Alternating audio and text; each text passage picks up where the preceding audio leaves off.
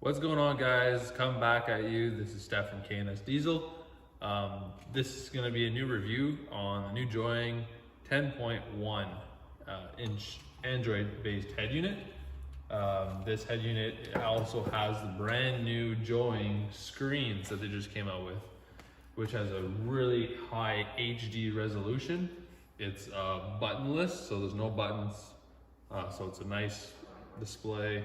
No logos, so if you want to remain anonymous for the brand that you're renting in your car, this is the new screen. So this is a 12 by 80 by 800 screen. So it is beautiful. Much more thinner than the other one. As you can tell, this is the thinner screen. It looks like they utilize the same designs for the mounting, which is great because I do my own thing with this mounting in my vehicle. So this is awesome. Uses the same ID cord for the screens. Never had a problem with them myself, so it's good cord, good system. So this is how slick this screen looks. Probably got my fingerprints on there now. So aside from the screen, they've done major upgrades on the units themselves. From the first Intel-based Android head unit, they actually had the Intel quad core. Now this is the octa-core. So there's 8 cores at 1.8 G, 64 bits, high performance processor, running Android 10. So this is big, 2 versions of an upgrade. The other ones were running 8. So this is much better. There's also Bluetooth 5.1 for better enhanced sound quality. I was browsing the settings in this unit and it had transfer rates up to, I think, 990 kilobytes per second. So on Bluetooth, that's like unreal. So sound quality, no more issues with these units now. So they're just blowing everybody out in the water, trying to be up to par with technology. And they also did a huge addition, is now optical output. So not only the coaxial output that they had here on the first Intel-based head units, they actually have an optical output. So now you even have higher res sound quality at 96 kilohertz. So that's what they claim that's going to output. We're going to do some tests to see how high the bit rate that comes out of this thing. And yeah. It also has a 32 band Equalizer, DSP. You can independently do your EQ for your front stage and then your EQ for your rear speakers. It has time alignment, so you can set your distances on 4 speakers, bass enhancement devices and stuff like that. So we're gonna dive into this thing real soon here. The other thing I'd like to add to it is that this particular unit has the ability to have 4G, so 4G data. So if you want to hook up to those cell towers using a SIM card slot here. What comes in the box is your harness that plugs into behind the head unit. You have a mic, so microphone, 2 USB extension cords, which is great because the first one, they had these built into the unit, so they were part of the unit. So if you ever had to take this box out, it was unfish it out of your dash, fish it back in, it was a pain in the ass. So I'm really glad they did that. I just wish they were a little longer because 3 feet is kind of short. 5 feet would have been nice. Some people put them in their glove box. I myself run it through my center console, so this is too short. So I'm gonna have to get them longer. So there's that. So you have your 4G primary antenna, and then they have another antenna here. I don't know what the plans is with this. Maybe it's a dual band or something, but it looks like they have 2 4G slots. They don't really have much detail on it either on their website, but they have future plans for this unit as well. So this is a unit with great features, but I've been told that they're going to come out with firmware updates and then it's going to move on more added features to this model. So They have a GPS antenna, and then here they actually have 5G Wi-Fi. So 5G Wi-Fi antenna, Bluetooth antenna, and 2.4G Wi-Fi antenna. And then they also have your CAN bus out, CAN bus in, IR for remote, then keys if you're old school with the resistance sensitive steering wheel keys. So they have that, dual USB, yeah, optical output, coaxial output, video in, audio in, pre-outs for your rears, pre-outs for your front, subwoofer out. Still only one jack for the subwoofer. I really wish they'd move on to dual like all the other big name brands out there. So you're stuck using that fancy RCA-Y connector. So that's the optical transceiver right there in that corner. It looks like they just wired it. It's probably just power, ground, and then digital.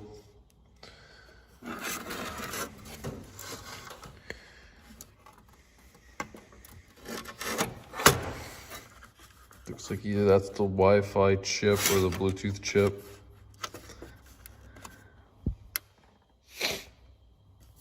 An extra spare port there. I'm not sure what that does. That's the CAN bus connector back here for all the off-board CAN.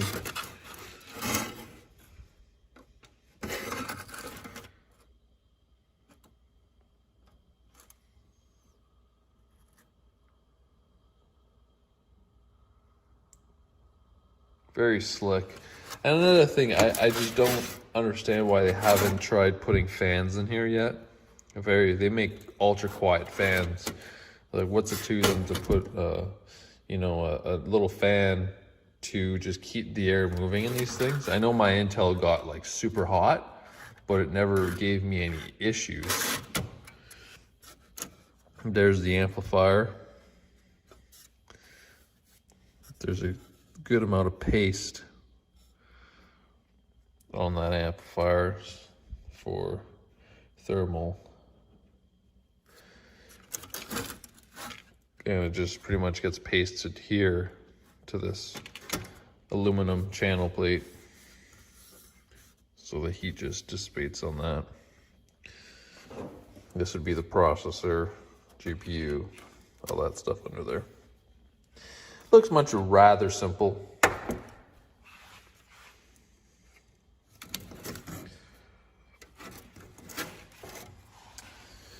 Show you the back again.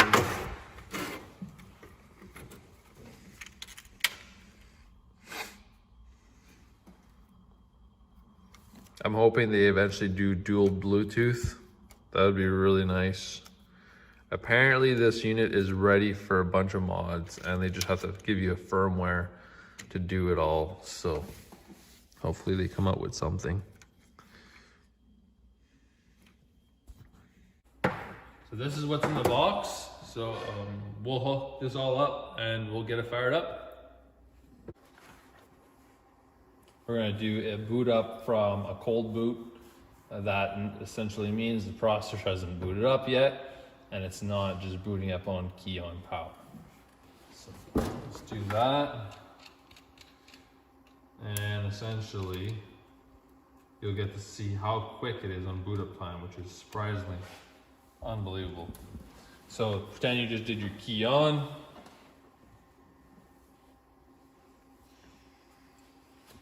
And this is a cold boot, so. And it's already up. So for an Android head unit, that's really fast for a cold boot. Essentially, we also have CarPlay, which I cannot do right now because I have my phone on videotaping. So we'll save the best for last. Oh, would you look at that? I can CarPlay and take a video. Sweet. So essentially you have your CarPlay and it's wireless. So right now my phone's on the bench. There's nothing hooked up to this unit. It just connects that fast wirelessly. So from a cold boot too. The Intel unit was Z-Link and it was not stable. I had really bad sound.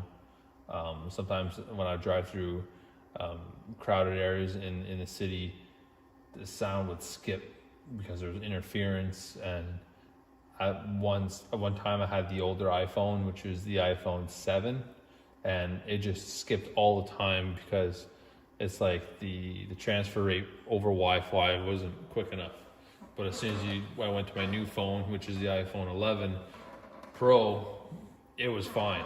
So the old Intel unit had a lot of issues with the Apple CarPlay. So now we've moved along to something that's just surprisingly unreal.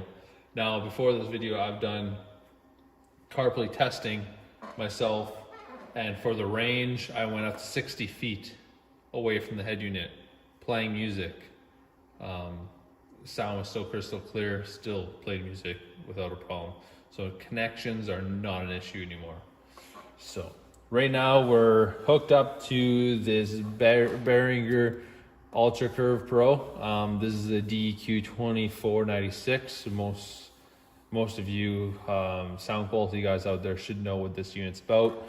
This unit is pretty much the best DJ or equalizer, you could say, available for digital mastering processing. So essentially the reason why I have this beside a car audio unit, is because I can see sample rate. So right now it looks on optical, we only have 48 kilohertz of sample rate. So it's not 96 kilohertz, it's 48. Still a little low. Don't know what the bit transfer is, if it's 24 or something like that, but kilohertz wise we have 48. The same thing for coax. I have the coaxial hooked up to my home theater receiver here in my shop. I have 14 in ceiling speakers and two 15-inch subs in here in my shop at each corner of the shop, and it's a 30 by 60 shop, so it's about 1800 square feet, and it gets pretty gnarly loud in here. So I got the coax hooked up to that thing, and that thing detects sample rate as well. So this is the CarPlay. It does pretty much commands the microphone, which I'm not going to do just in case it interrupts my video feed here. So you guys can check that out shortly after this. So here we have the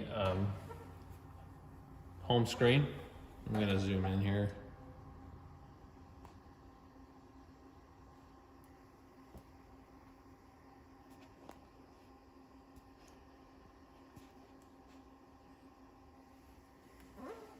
So this is the home screen. This screen, I can tell you right now from the Intel unit, the old 10N4G. I think that one wasn't even that big of a deal. I think it was still 1280 by 720. I don't know what makes this thing just pop. I think it was actually 600, the old one, 1280 by 600. This thing just pops. You can tell immediately there's a huge difference in pixelation. It's so much more smooth. It's so much, just the lighting is so much nicer on this screen. Myself, I love the screen. I couldn't complain except for one complaint I have about this screen, that there's no buttons. I'm a button guy. I like knobs. I like turn down the volume with a knob, but they do have multiple screen selections for these units. I believe they have a 9 and a 10 and an 8. So let's see here real quickly.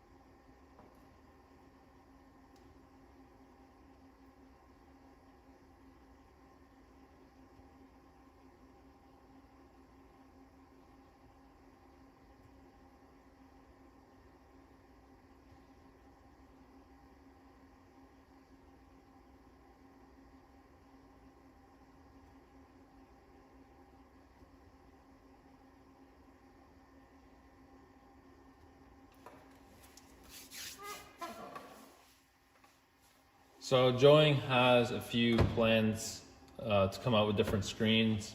They're in the process of reworking their screen layout to possibly add buttons in the future. So this is not the only screen available.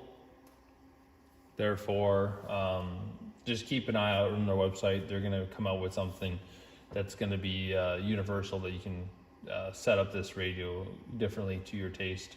I'm pretty sure they had the 7, 8, and 9, and then one of them are going to be buttons for volume knobs.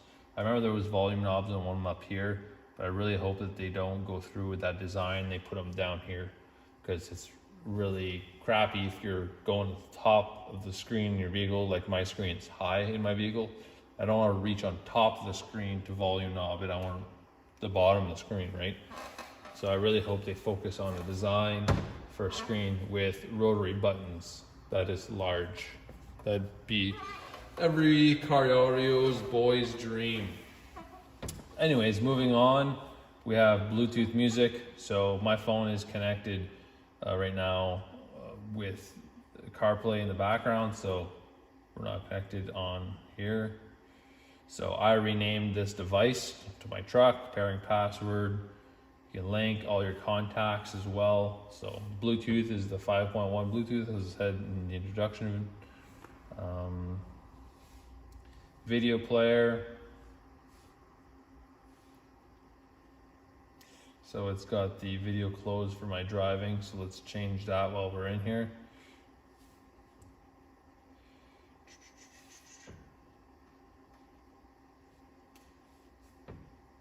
So the video is really, really nice. So I blocked out the audio just because I don't want to get any protection, copyright protection for audio. So this is Florida Georgia line. I'm not really a music video kind of guy, just 2 random videos that are on my USB drive. Operational guide, so they have all the operational guide. It's pretty much full instruction for your radio, but on the radio. So you don't have to flip to a manual and just keep paper around. So Bluetooth tells you how to do it all, how to use it, how it works. Basic operation, it tells you how basic operation of the unit. Main interface, it tells you everything about your main interface.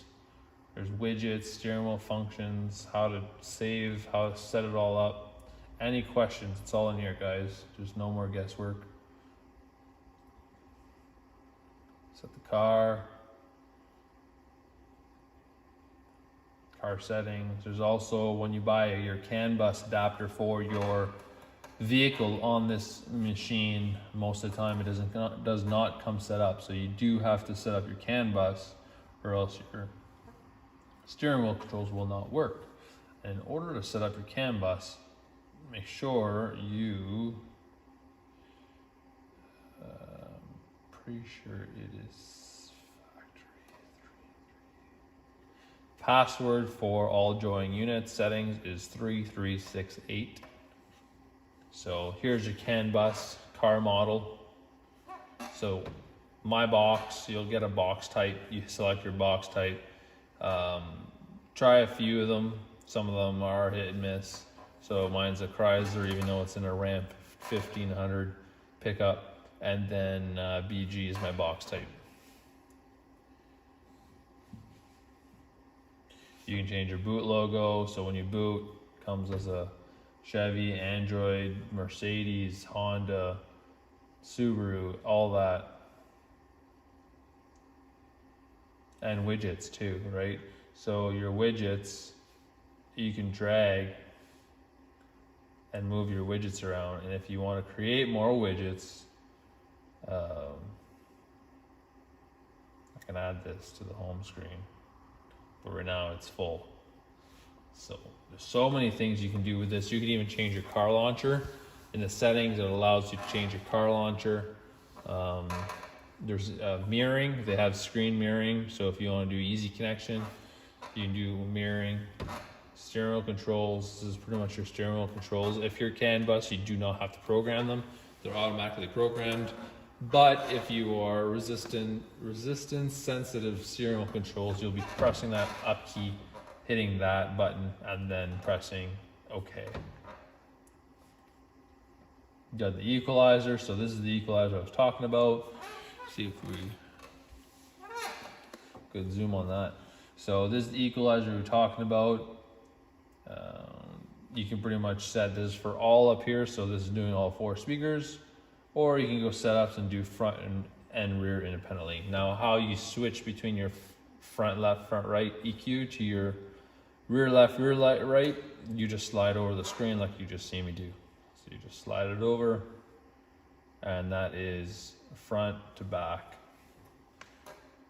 I just keep it on 1 because I just have a front stage in my truck, so I don't need to. And I also have an external DSP with my optical digital output, so I don't use the EQ. It does work.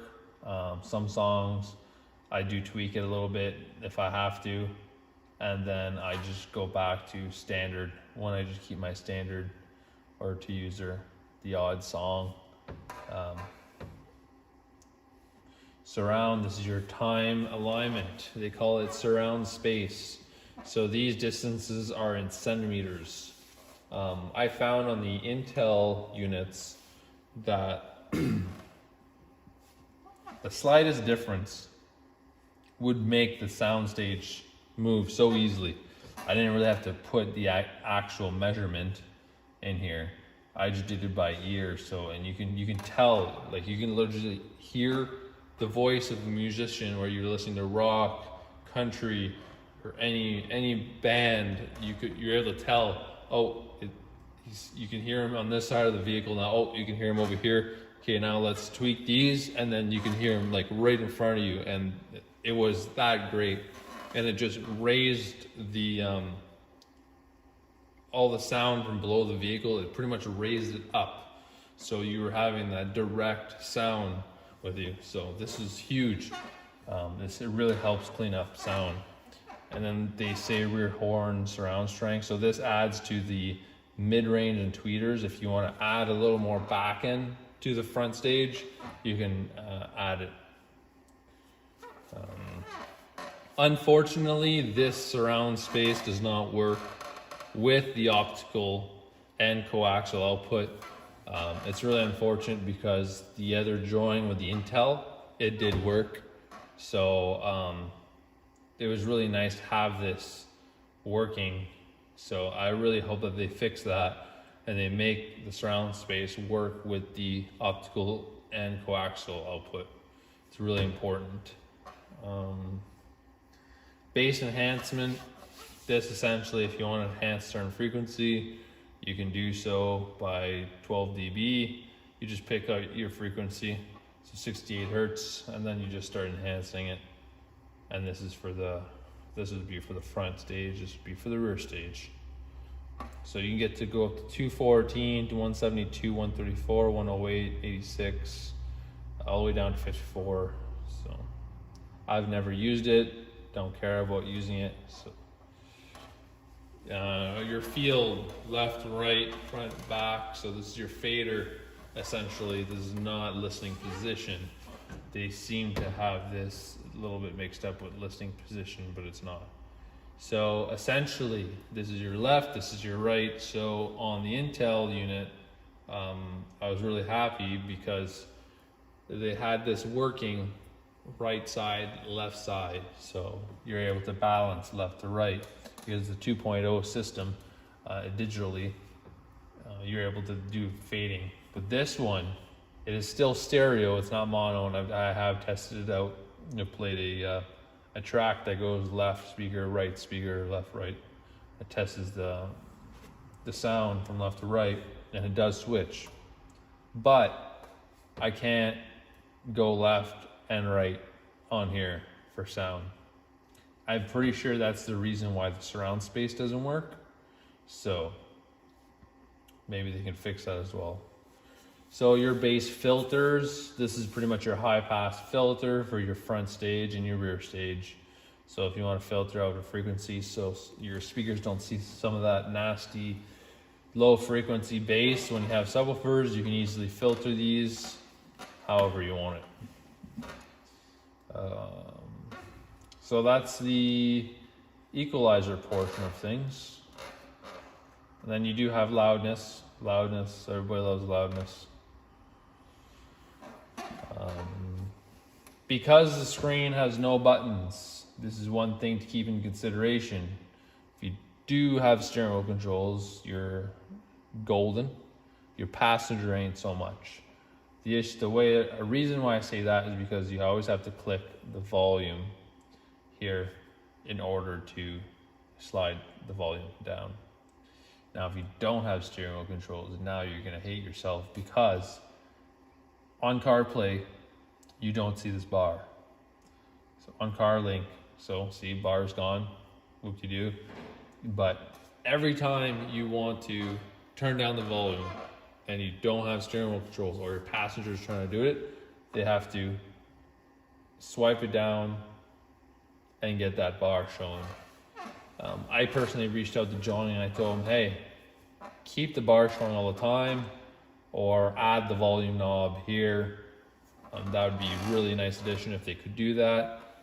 But I don't think they're looking to make any rational changes right now to the firmware until people start speaking up about it. So, all right, guys. So we have this set up for our subwoofer pre-out test on a 40 kilohertz test tone. So just to show you guys, we have loudness off, equalizer's flat. We have our 40 hertz test tone at 0 dB. We have our subwoofer maxed out. Our subwoofer frequencies being filtered at 250. And we'll go full range on that. We'll go full range. So we got full range on subwoofer high and low.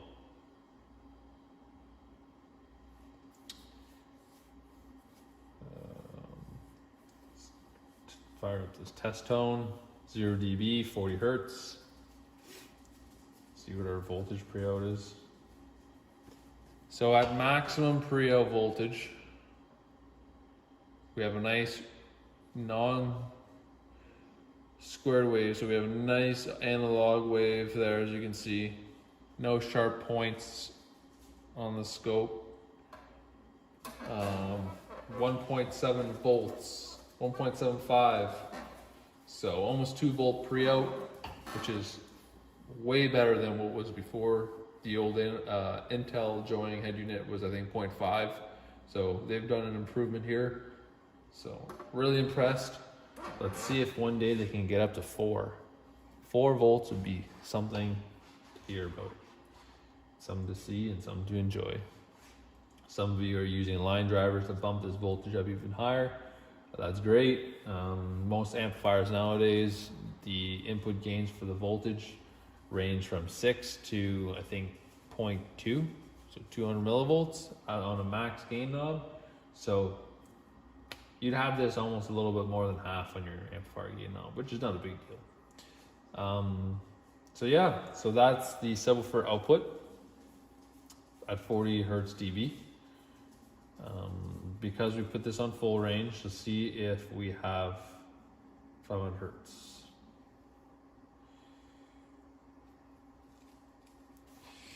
So we have 500 hertz here. Stretch out this phasing, nice and still. No square peaks, no sharp, everything's mint. 500 hertz, 0 dB, subwoofer output, 1.6 volts in the multimeter. I'll round that off. So yeah, we can add loudness. There's no effect on the wave, no effect on the voltage. You can even max these out. No effect on anything. So they have this unit really well for clipping. So what about bass enhancement? We never tried this. This is for front speakers. It's not for sub. Okay. All right, so we're gonna move on to front speakers now, front speaker pre-outs, and we'll see how much volts pre-outs we get and if we get any clipping.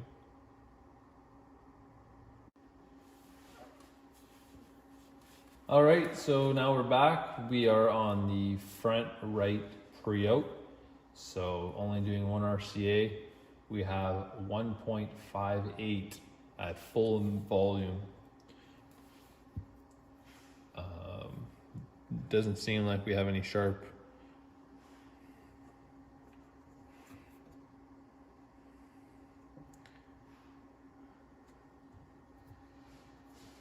Nothing sharp, looks good. No clipping, so. Now let's move on to something a little more in the higher range. We'll do 3500 Hertz at 0 dB.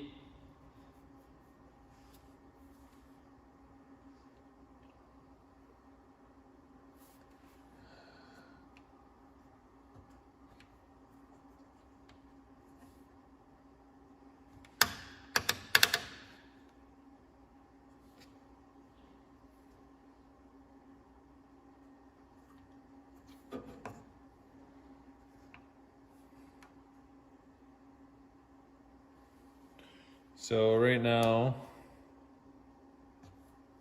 we have 1.48 volts, so 1.5 on the front right pre-out. So that's pretty good. Seems like our test, this is at 35 Hertz, 500 Hertz. So if we brought this up, we are not getting any more voltage.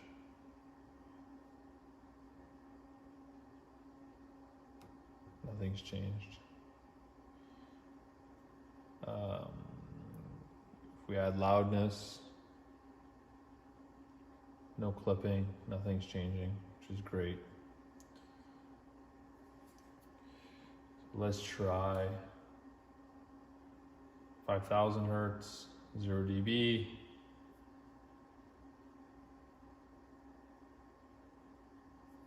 On 482.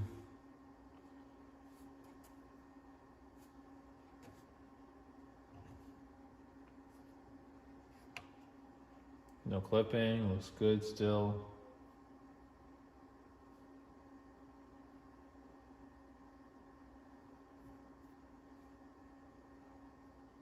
Loudness, no clipping.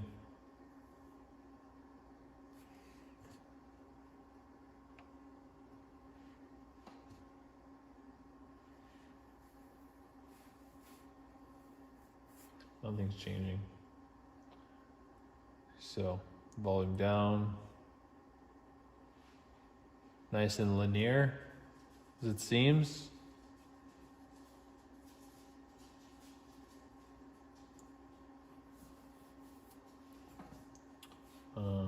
See if we have anything higher than 5000. No, that's it. So now we're going to unplug and we're going to hook up to the rear RC pre-out to see if we get the same results. We got the front speaker high level outputs hooked up now. I believe it is the gray pair, so this would be the right side. We're going to test this on a 3500 Hertz 0 dB test track. We're going to see if we can yield the same results as the rear speakers.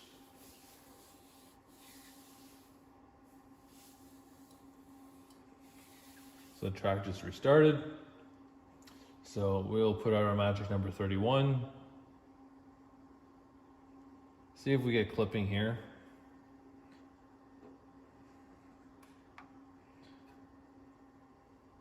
Doesn't seem like we're getting any clipping at all. 31. What about 32? 32, getting some clipping. 33, clipping, 34, 35, 36, and just solid clip. 31 is still your magic number. for the front speakers. So that's good that everything's even across the chart. Personally, I think in my Volkswagen, I didn't have it higher than 28, 29 on some certain songs that were recorded a little lower volume level. Other than that, I was at a 25, and I was running my speakers off the internal amplifier of this thing, and they sounded fantastic. I didn't have one complaint. There was no noise, no hissing, none of that. It just worked like a gem. Other than that, this is pretty much ends the test here. We covered the digital optical output. We did find a very low sample rate on that. We found it at 48, so not something that we're too impressed about, but it's still better than something. Maybe it's just a configuration that they need to change in the firmware. If they change that configuration so we can sample out 96 kilohertz on the optical digital output and the coax output, that'd be great. Other than that, it still works for what I need to do. Essentially, in my truck, going to my DSP, as long as I have better than CD quality, I'm happy with it. RCAs do have noise in them, just depending where you're running them in the vehicle, so there's more chance of not having the quality there like digital would have. Nice to keep your DSP in your vehicle close to your amplifiers. That way your short runs on your RCA side of things, that way you don't get noise. Shorter the runs, the better. Pretty much everybody's different with their car audio installation. I'm very anal and picky about that. So yeah, so this pretty much sums up our test for this Joying head unit. I hope you liked the review. We're always out here trying to help people understand what they're getting hardware wise, because there's not a lot of people doing testing like this on these units. Joying seems to really enjoy the hard work and pride we put into doing these tests to assure their quality that they put out for their products. So this will be a shout out to Joying. Thank you for letting us have this unit for a demo and helping with this review video. Other than that, there's a few little things that should be ironed out on this unit. Very simple things. And I think a big one that everybody wants is a second Bluetooth chip, because people want to be able to connect over Bluetooth external devices. So having multiple Bluetooth connections, or even making USB Bluetooth adapters allowed to be recognized on these units. Slide in a USB Bluetooth dongle, and then you could run a second Bluetooth chip. Other than that, the volume on these non-keyed paneling, it's nice to do it here because it's easy, but once you're in CarPlay mode, it's a different story. All right, we're back and we're hooked up to the rear RCA pre-outs. It seems, let's see what kind of voltage we get out of this guy. Volume is maxed out at 36. So we're getting a surprising less on the rear pre-outs. We're gonna investigate why that is. This rear horn has something to do about it. There it is. There's the clipping I want to see. So this rear horn on the surround space enhances the rear channel. Get you that rear channel because your ears are pointing to the front, so it gives you more. If you turn this off, you only get 1.482, which is norm. Same as the front. We turn that on, we can actually get more voltage. Look at that. 2.446, but we're clipping hard here. So if we turn this down to right about there, we can squeeze 1.86 before clipping. But because the volume is more linear, see if we can crank this up to here.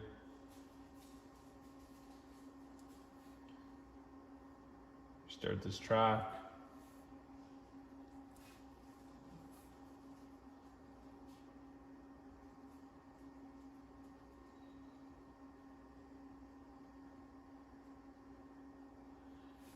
So we got some clipping there.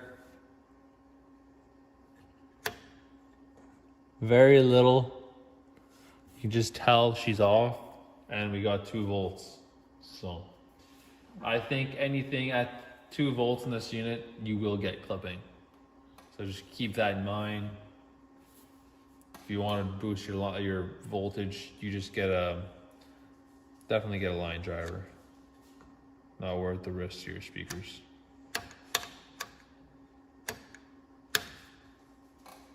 So that's with the rear horn boost in the surround. So that's 5 dB.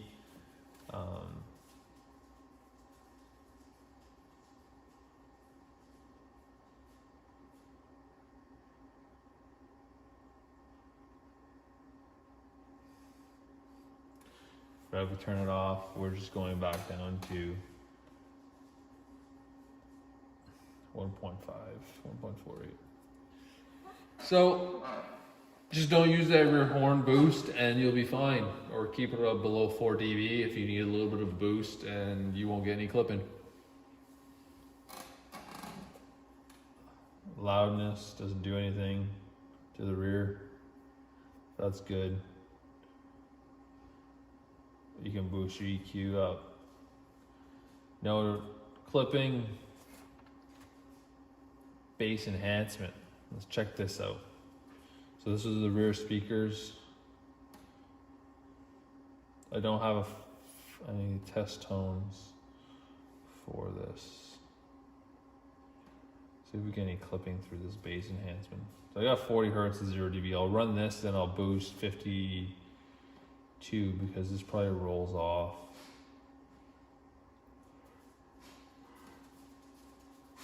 Oh, I do have. There you go, 150 Hertz. 0 dB. You can boost this.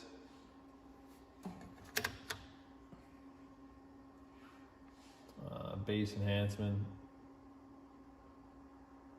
172.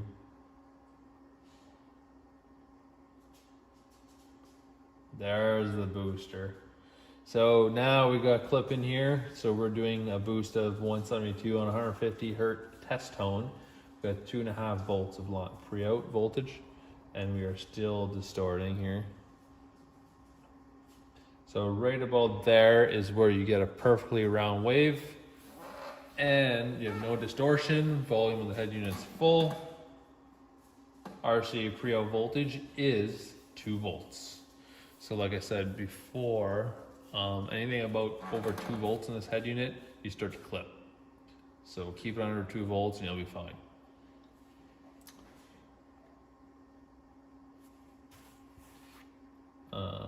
That being said, it would be the same results for the front if you were to use the bass booster. Keep it under 2 dB, 1, 2, 3. Yeah. Essentially, I don't use this, so I keep them off.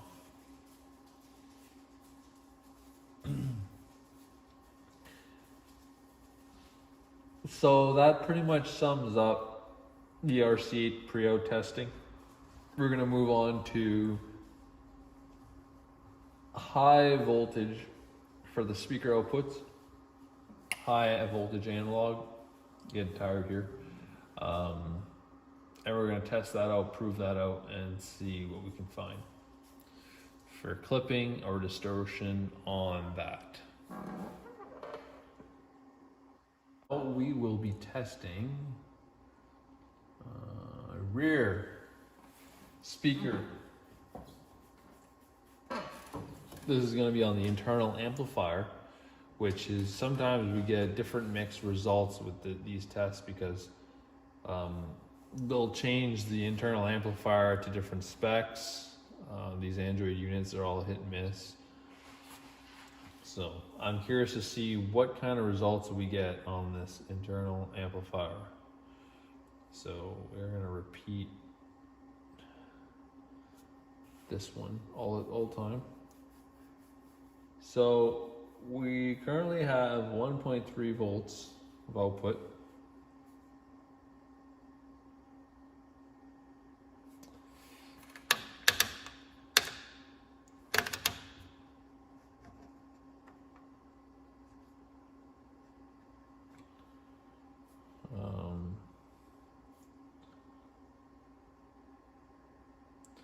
So we do start clipping around 31 is the magic number. So at 31 we have no flip and we have 7 volts of output.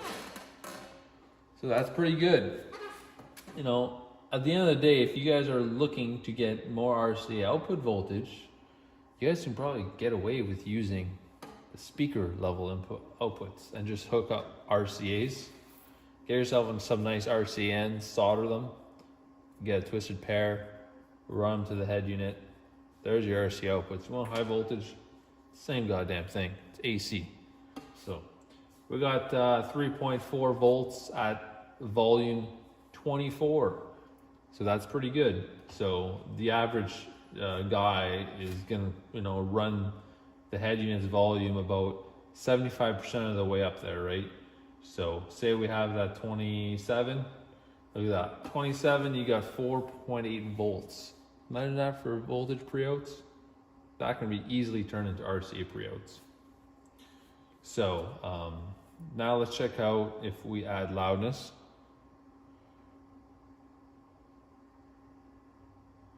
So loudness does not seem to do anything. Track's restarting.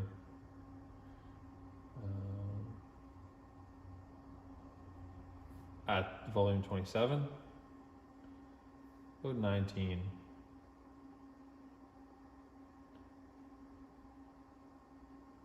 So around 19, loudness does something to the voltage pre-out. They probably cut it off at like 20, 22. So we're still using a loudness at 23, 22. Loudness at 24. 26, we're not using loudness. 25.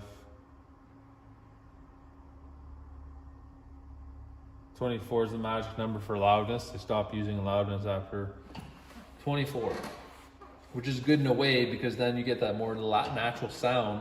If you want to leave it on, you could leave it on at lower volumes. Then as soon as you pass 24 and you hit volume number 25, loudness is off automatically. So you don't have to worry about it converting sound, adding more bass, or doing funky things to your music, right?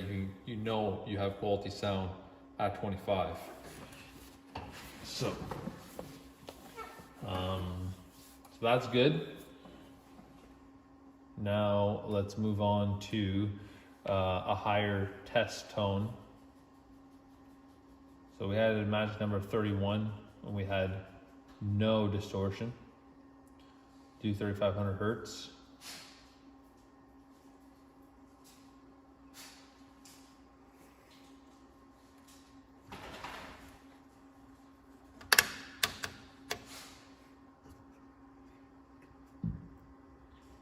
There you go. 3500 Hertz, and we will bring up the volume level. 31, look at that. Not clipping yet.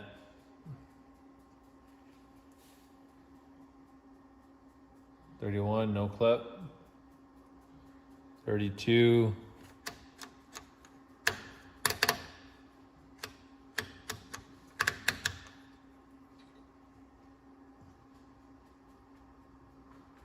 Don't really want to say I'm clipping yet at 32 either. 33, I'm clipping for sure.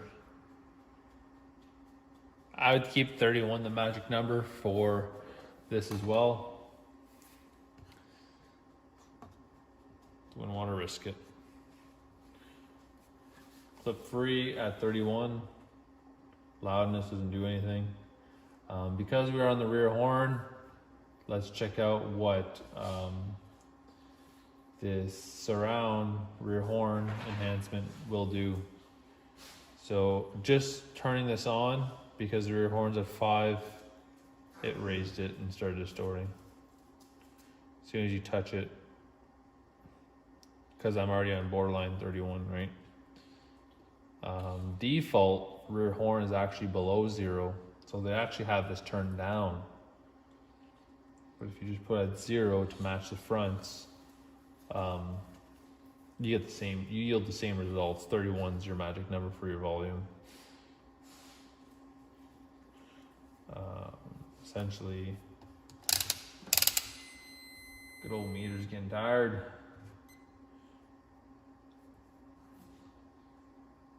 If you do want the rear to be more powerful, you can put it to 5, but your magic number for your volume changes. So now your magic number is 27. So keep that in mind as well.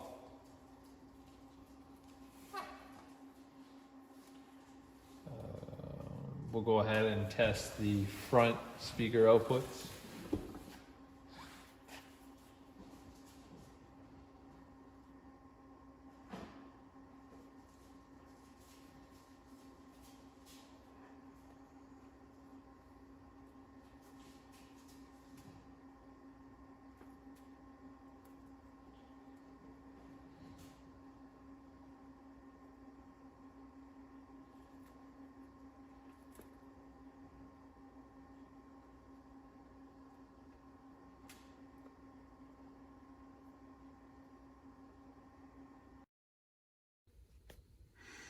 All right, so this is the Joying head unit.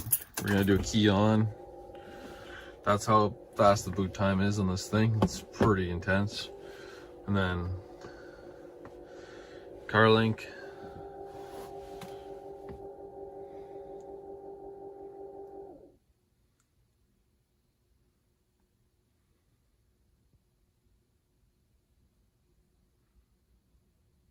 And that's it. So this is the in-vehicle install. I'll show you guys. Very slim.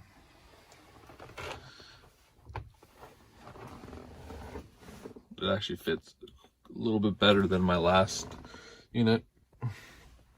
The screen, my old screen, it would hide my half of my controls here. It was probably about down to here, so I couldn't see the writing on my controls.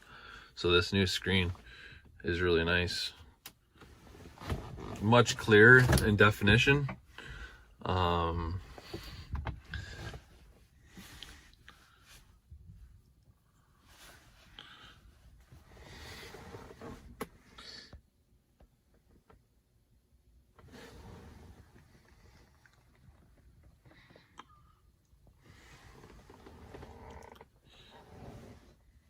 And then it's the same release ribbon, and then you just pop her in.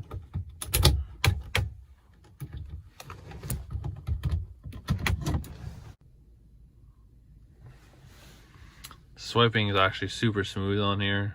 Like it'll keep up.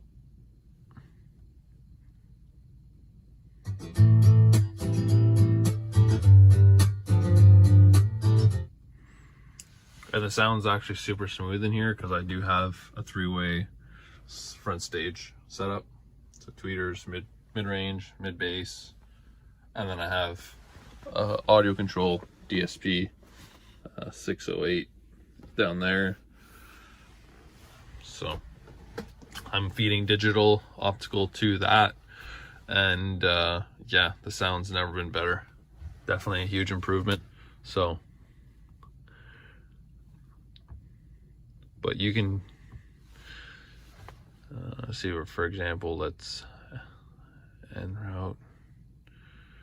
So if I want to make a route, see, this is about, just to show you how quick it is, how smooth and responsive it is.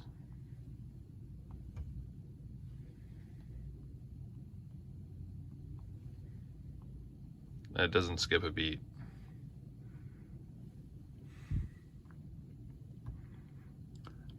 Which is actually pretty good for wireless CarPlay because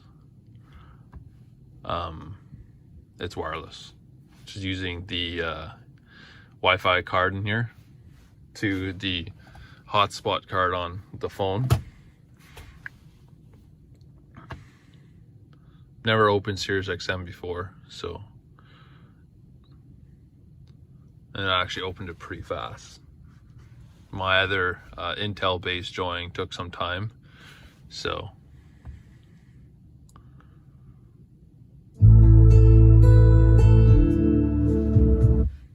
that's actually really fast. Okay. Phone, got your keypad, voicemail, contacts, recents, favorites. What else can I show you guys? I've never used TuneIn Radio before, so I don't know how fast this is going to be. Not bad at all. Local radio.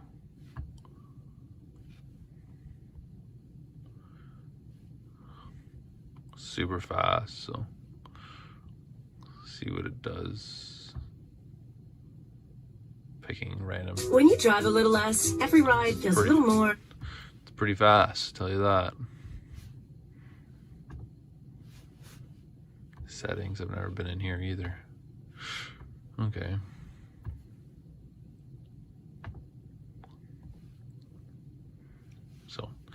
So that's pretty much what it looks like. This is the clean look that it gives you. Turn the key off.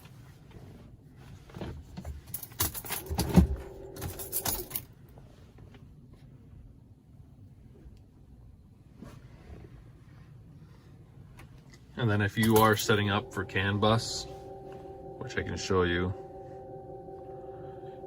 Oh, and the only thing I don't like about this unit is that the volume.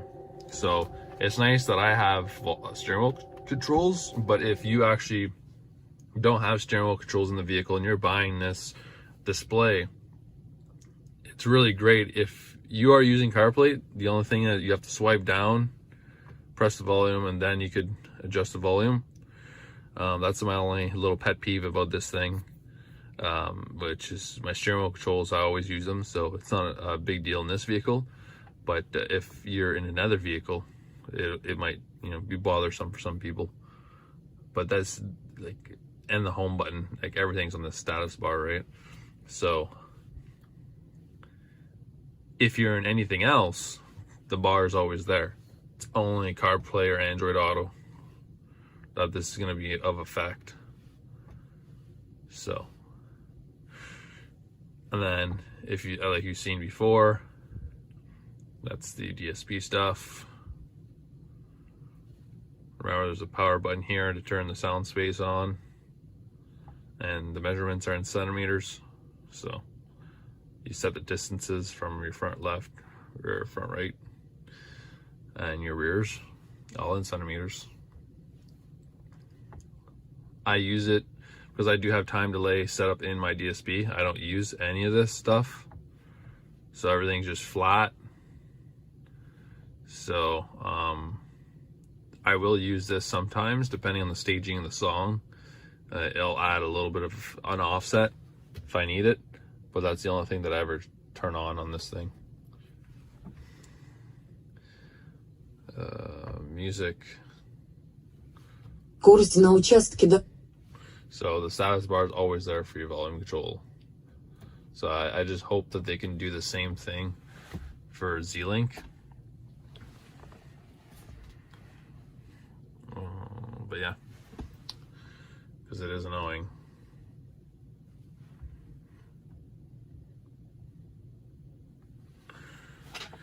So this is yeah, the new Joying head unit.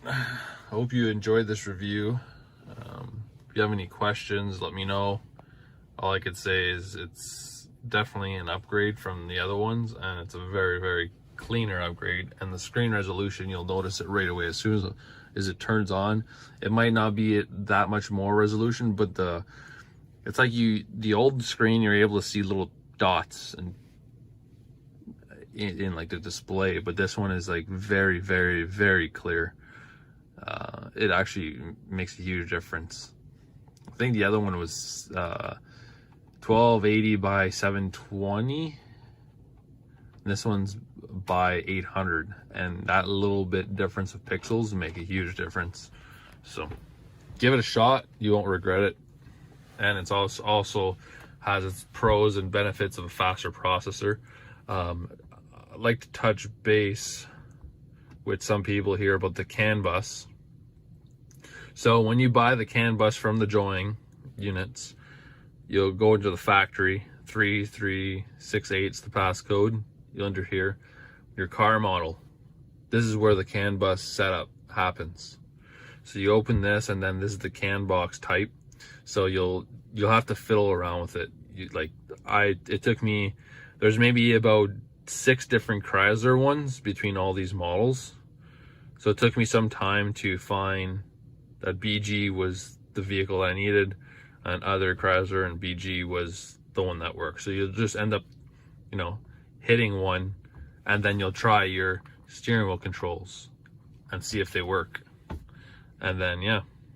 So hope you enjoyed this video, and like, subscribe. Any questions, let me know. Thanks. So this is a test that we're gonna do.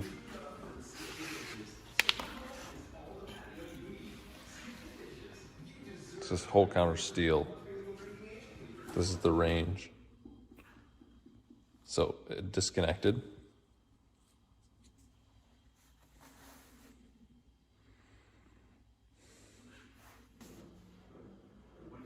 Oh. Still playing, just the news.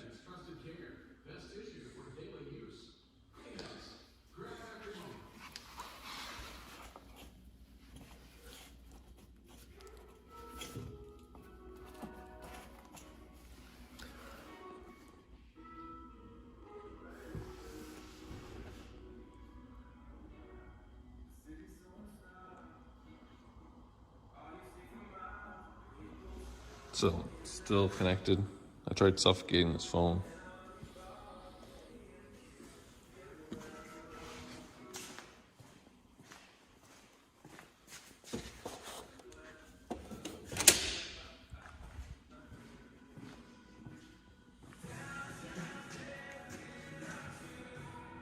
Still connected.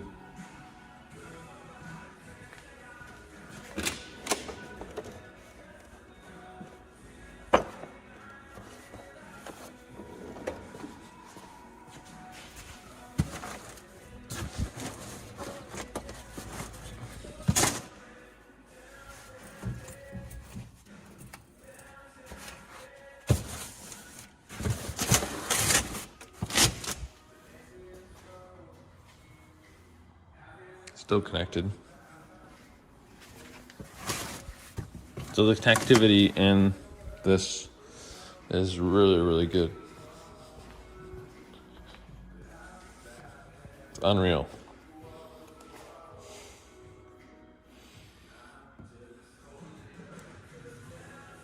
Does it prove to you? That's how well the signal works. That's the distance test for CarPlay, which is more than plenty. All right, so that pretty much sums up our review video for the Joying head unit.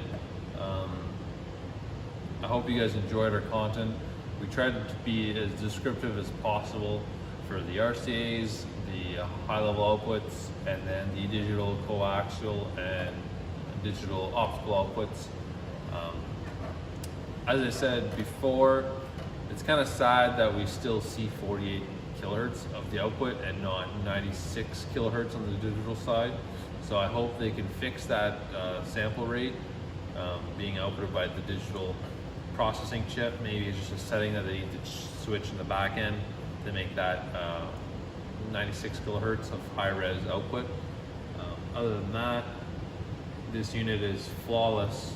I'd say if I had to compare it to the Intel unit, I would say it's double the speed. CarPlay is so much better on this unit. Wireless connectivity just connects, it's bang on. It's big difference in the Bluetooth chip. The screen is like HD.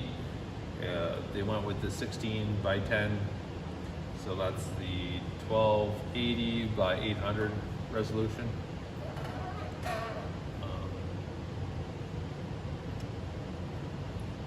All I can say is that I don't think you'd find anything else that would suit your needs somewhere else.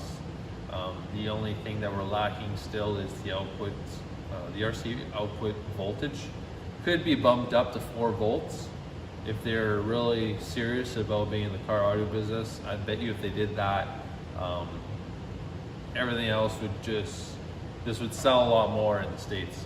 But they're already ahead of the game by providing output for digital coax and digital opticals. So they're already ahead of the game.